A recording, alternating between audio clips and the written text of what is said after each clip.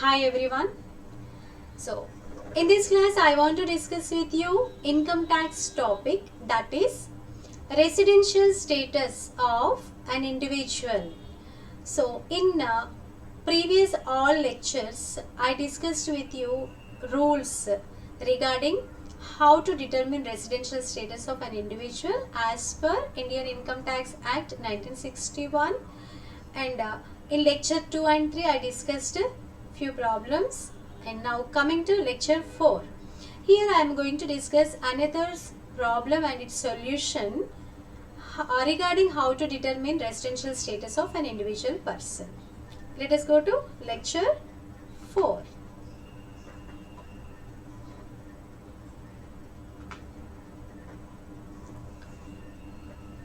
So before going into discussion, lecture 1 is compulsory to watch, because in lecture 1 I discussed with you all the rules regarding determination of residential status of an individual.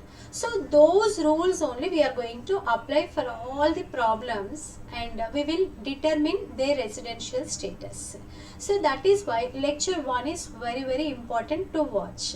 If anyone did not watch lecture 1, you please go back and watch lecture 1, and later you can watch lecture 2, 3 as well as 4. So from lecture 2 onwards I explained all the questions as well as solutions for that. But in lecture 1 I explained all the rules regarding residential status of an individual. So those are very important, and those should be applied for all the questions so that we can determine residential status of an individual easily. So let us go and discuss one question as well as solution here. So left side I have given one question. You can have a look. Let me read that and let me discuss that first. Srimati Sultana Begum, citizen of Iran. So Sultana Begum is one individual person. She is citizen of Iran, foreign country, citizen.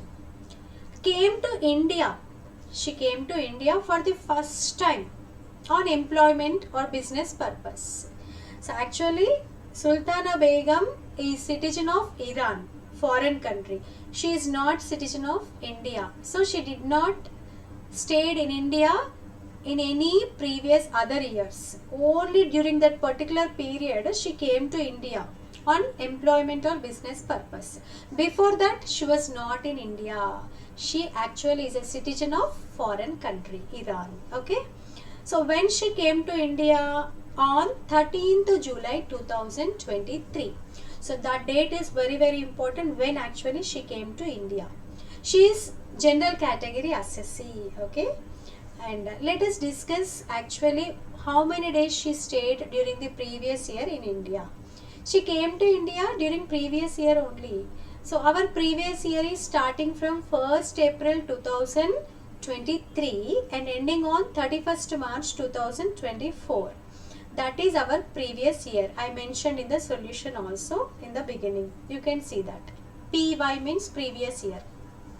So during that period she came to India. And how many days she stayed during the previous year period? That is very important. Okay, let us see. When she came to India on 13th July 2023, 11 a.m. and she left India. Again she went to her country. When on 5th January 2024, 3 p.m.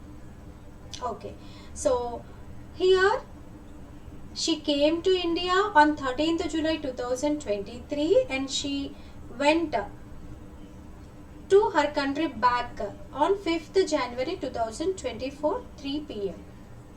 These two dates are very important, so that we can determine how many days she stayed in India during previous year, because these two dates are falling during previous year only. So let us see the solution. Assessment year 1st April 2024 to 31st March 2025. Previous year is starting from 1st April 2023 to 31st March 2024. So actually they mentioned in the question her income particulars also. During this period she actually earned 18 lakhs 60,000 rupees in India and 25 lakhs 91,000 in Iran, and determine her residential status as resident or non-resident for the assessment year 2024 and 25. So we have to determine what is her residential status during the previous year, so that income tax department can calculate tax on her income what she earned in India as well as outside India. Okay. So first of all, let us discuss how to determine the residential status of Srimati Sultana Begum. So I discussed with you assessment year and previous year. Let us consider previous year period, and during previous year how many days she stayed, that should be taken into account. So actually she came to in India during previous year on 13th July 2023. So she was in India from 13th July 2023 onwards. I have taken dates there. You can see on the left side 2023 July. How many days she stayed? From 13th onwards she stayed till the last date of July month. So total 19 days. If you count, you will get 19 days in that particular month, July month. After July, next month is August. So in August month also she was in India only. So in August total how many days? 31 days. So I took 31 days there. Next, September. September month also she was in India. So in September month total days are 30 days. Okay, I took 30 days there. After September, October month. In October month she stayed for 31 days. Okay, because she did not go anywhere. She was in India. Okay, when she left India, the date also is mentioned. Till that period, she was in India only. So October total 31 days are there. Total 31 days she was in India only. Next, November month. In November month, as per our calendar, 30 days total. So she stayed for 30 days completely in India during that particular month, November month. Next, after November, December month. In December month, 31 days she stayed. So after that, January 2024. So she was in India in the month of January 2024 only for 5 days, because she left India on 5th January 2024, 3 p.m. So she stayed more than half a day, so we can take 1 day. Completely 5th also she stayed in India. We can assume like that. So only from 1st to 5th, total 5 days she stayed in India in the month of January 2024. Later she went back to her country. Okay, she left India. So this is her stay during previous year from July to January. Total how many days? 177 days. She stayed during the previous year for a period of 177 days. That's all. Okay, hope this is clear for everyone. Let us apply the basic conditions and let us determine whether she is resident or non-resident. Because if we apply basic conditions, we will come to know whether she is resident or non-resident. Let us apply basic conditions. How can we determine whether she is resident or non-resident? If she is resident, if suppose basic conditions are 2 conditions. If she satisfies any one of the basic condition, we can call her as a resident. If she is satisfying both, then also we can call her as a resident. If she is not satisfying any one of the condition, then we can call her as a non-resident. Okay, let us see what are the basic conditions and let us apply that. Let us decide whether she is a resident or non-resident. So let me read. Right side I have given conditions, basic conditions.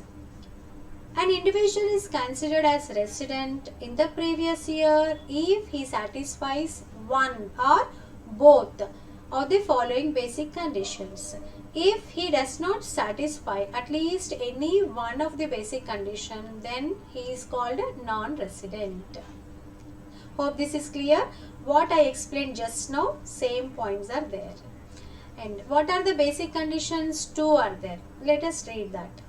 Actually, assessee, individual person. Actually here Srimati Sultana Begum. She must stay in India in the relevant previous year for a minimum period of how many days? 182 days. That is a first condition. Okay. During previous year period, he or she must stay for how many days? 182 days in India. That is first condition. Is she staying 182 days? No. How many days she stayed? Only 177 days. So you tell me, is she satisfying first basic condition? No. She is not satisfying first basic condition. Okay. So then only we can't decide that she is non-resident. Then what we have to do? We have to apply second condition also, because if she satisfies either first one or second one, any one, we can call her as a resident. So let us apply second one. Second one is, he is in India for a period of 60 days. Okay. So or more during the relevant to previous year. During previous year they have to stay for how many days? 60 days. How many days she stayed? 177 days. She is satisfying that part. But she has, along with that, she has to satisfy next one also, because in second one 2 are there.